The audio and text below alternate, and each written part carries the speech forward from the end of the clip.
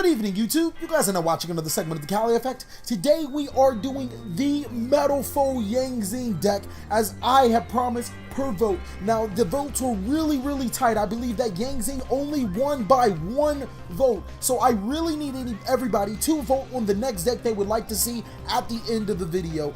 So on and so forth. I wanted to say Zing MasterRace is back, and this time it's actually a lot more competitive than it's ever been in the last 2 years of its existence, and I'm going to show you a couple of reasons why. I'm going to be playing against Lawrence, and he's going to start off with the Brilliant Fusion route, and I love Brilliant Fusion, one of my favorite cards in the game. He's going to send Leslie and Master Pendulum of Draco Slayer to the graveyard. Leslie's gonna activate to add the Master Pendulum back to his hand, and then he gets a Gem Knight Seraph Knight. But not only that, he has a Pendulum low scale to be able to Pendulum summon cards to his side of field. He's gonna activate Performer Pal, Odd Eyes Unicorn, and the Draco Slayer card, special summoning Master Pendulum and Vector Overlord Draco Slayer, and now he can actually make a monster that not only gets on my nerves, it's one of those cards that prevents Zings from playing Yu-Gi-Oh! That's right, a Bitch Driller is going to be made. On my standby phase is going to activate its effect, preventing me from activating monster or card effects in my graveyard. I'm going to go ahead and Dark Hole my opponent because Dark Hole is pivotal in life,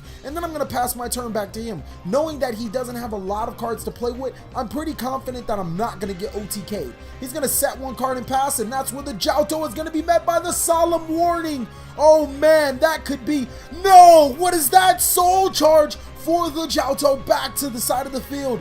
Just when you thought Metalfoe was down and out for the count, what Lawrence should have done is Solemn Warning on Metalfoe's effect, and then I guess the Soul Charge would have been for 3 and I could have made a different board. Maybe that's exactly why he wanted to Solemn Warning the Metalfoe, and nobody really sees Soul Charge coming out of nowhere. So I'm going to activate Metalfoe effect, special summon Zephranu and Swani to my side of the field, and then I'm going to make Boxia to return his low scale or his high scale and his face down card to his deck. Next, I'm going to activate my Metalfoe card, and I'm going to destroy my Swani to set the Metalfoe's combination face down. Swani's effect is going to trigger, and that's going to special summon Zephrani back to my side of the field. So if you guys are seeing this little loop, I still haven't activated my Boxia's effect, which I will, to special summon Metalfoe to my side of the field and search a Metalfoe card from monster from my deck to my hand. I'm gonna add Volan Flame.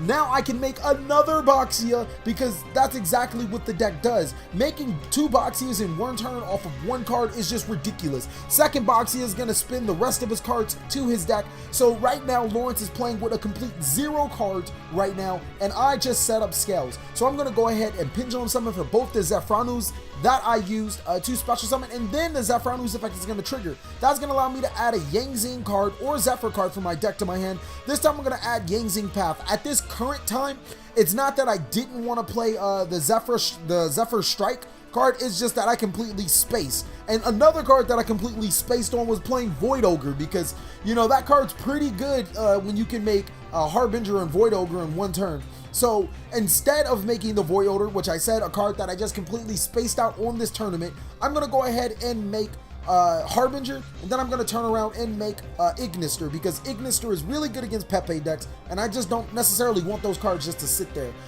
Back to Lawrence. Let's see if he has some out to this.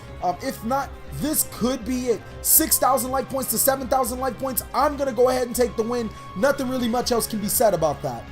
Alright guys, on to the next game, and I'm going to be playing against Cosmos. Now on a quick side note, Zings have never really had a hard matchup against Cosmos until Dark Destroyer came around.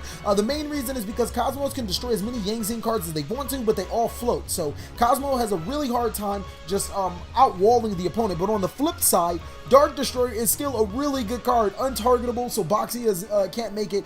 You have to make a monster essentially stronger than the Dark Destroyer, and then you have to run over it, which then would trigger its effect, and then you just have a really long game.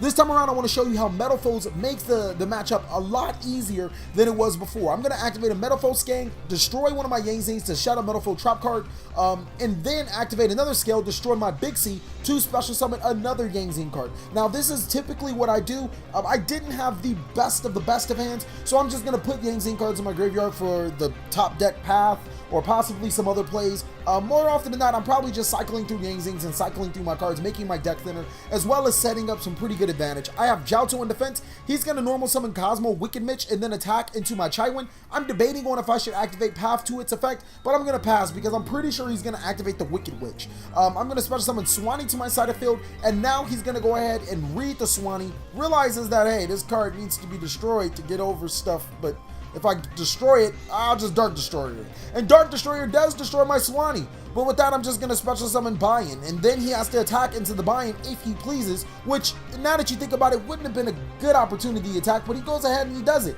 So now I'm going to trigger the Path, and I'm going to special summon Zefranu and Jiaoto to my side of the field, which is for a clear-cut Boxy, as someone would think, but that's not the initial play that I'm going to go into. My monsters are special summoned to my side of the field, and just before I even get to this, if you guys would like to see the deck profile of this, let's try to get this video to 150 likes as well. That's right, 150 likes, we can get to the Metalfoe Zing deck profile. I'm going to go ahead and Synchro Summon into Ignister. He's going to Solemn Warning, and I'm going to chain the Zephyr Strike to it. Cali Effect went home and got that card because he's too swag, negating Solemn Warning since 1996. That's right, with the Solemn Warning off the build, Ignister is a huge problem against Cosmos. Being able to out Dark Destroyer with my own scales, or just being able to, you know, target, quote unquote, not really target, but select cards on the field and shuffle them into the deck is a huge factor that Yang Zings have been missing, and now they get it inside of a monster that can be special summoned with ease inside of this deck. I'm going to destroy my Valen Flame to send the Dark Destroyer back to the deck, and then I'm going to set my other Valen Flame as a scale and then Pendulum Summon the Valen Flame back to my side of the field. I said Valen Flame a lot. Get used to it, guys. That's going to swing for a ton of damage, leaving the Cosmo player at 700 life points. Now, if you guys have ever played Cosmo, it's pretty hard to operate the deck with only 700 life points, as a lot of the cards require you to play some sort of life points to activate their great effects, such as Straw Man, Tin Can, and so on and so forth. So he is definitely in a bind. He's going to go ahead and reveal 2 for Cosmo Town to shuffle. Not that it might get him something good, but there's still Yang Zing creation of Valen Flame and Ignister. Now, if he made Dark Destroyer again to get over my Ignister, then maybe I'd be scrambling for different options. This time around, he's just going to seem like a set back row, and that might be the end of his turn, not being able to fetch a monster that he would need. I'm going to go ahead and draw. We're going to debate on our options, but ultimately activate Ignister's effect.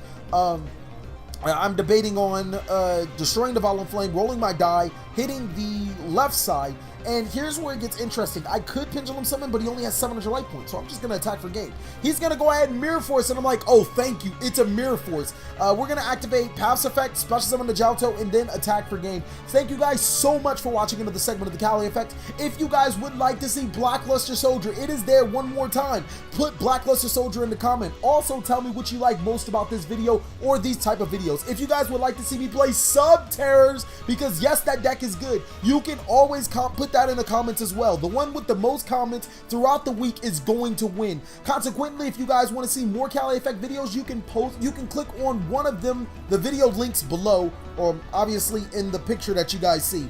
Furthermore, for the cheapest cards online, visit Google Docs. Thank you guys so much for watching another segment of the Cali Effect. Please like, comment, subscribe, but most of all, enjoy.